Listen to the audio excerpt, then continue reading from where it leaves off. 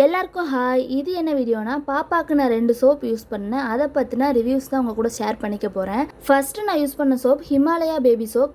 இந்த சோப் வந்து by 3 get 1 ஃப்ரீங்கிற ஆஃபரில் அமேசானில் நான் ஆர்டர் பண்ணியிருந்தேன்.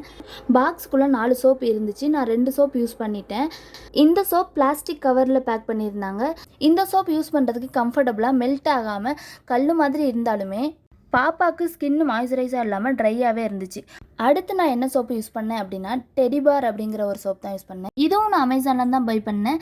இது ஒரு சோப்போட ரேட்டே 200 அந்த மாதிரி வந்துச்சு. நான் 3 சோப் இருக்க மாதிரி வாங்கினேன். இதுவும் பிளாஸ்டிக் கவரில் பேக் பண்ணியிருந்தாங்க. உள்ள சோப் வைக்கிற ஸ்டாண்டு ஒன்று கொடுத்துருந்தாங்க. இந்த சோப் யூஸ் பண்ண ஒரு மாதிரி களி மாதிரி மெல்ட் ஆகிடுச்சு.